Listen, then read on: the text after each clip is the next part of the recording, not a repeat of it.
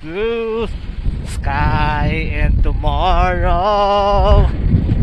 Anggoy mo, anggoy. I-check up ako ng panggilid ko na naman. Ayan. May naririnig akong hindi ka nais-nais. Ayan. Kasi pag aarangkada ako, natunog. Parang may nakiskis. Oh my God! Blue sky and tomorrow. And tomorrow. Shadoo. The prank!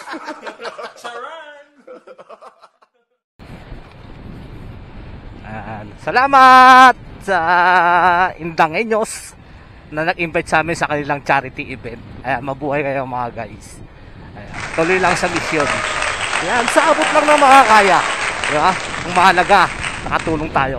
Alam nyo guys, yung charity namin na pinuntahan sa Indang, ito yung mga bagay na nakakalungkot isipin.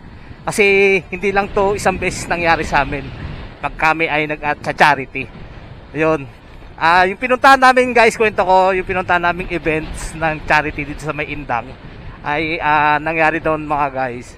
Yung mauna, yung aming beneficiary, yung aming tutulungan. Napakasakit nung gano'n no, guys. No? Akala ko, yung pagpunta namin doon, yung beneficiary na tutulungan namin sa charity ng Indangeños ay nandoon. Yun nga, naiiyak pa si ate kanina, yung nagsasalita. Kaya nagulat ako. Ang sakit talaga isipin yung gano'n, no? Kaya tayong mga riders, tayong mga community, magkaisa lang tayo sa mga taong nangangailangan ng tulong. Alam nyo, kahit maliit yan na tinutulong nyo, pag pinagsama-sama yan, napakalaking bagay yan. Napakalaking bagay na yan sa tutulungan natin. Good job. Ganun talaga ang buhay. Dumarating talaga sa punto yung mga ganyan, no? Gulat nga ako, wala na pala si tatay yung i-charity namin. Bumigay na, no? Sabihin ng bumigay, wala na. Yun, nakakalungkot lang, pero at least sinuportahan pa rin natin. Tumulong pa rin tayo. Ayun ang mahalaga sa mga naiwan na pamilya. Mga kapwa ko gulong, tuloy lang tayo sa mission. Tuloy lang natin ang ating ginagawa.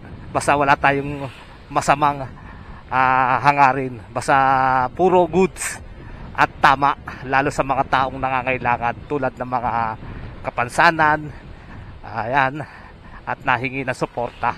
Ayan ang mission natin mga rider community. Kaya yun lang mga guys, at magandang tanghali, ingat tayo palagi, ride safe, travel safe, enjoy, and God bless, bye bye.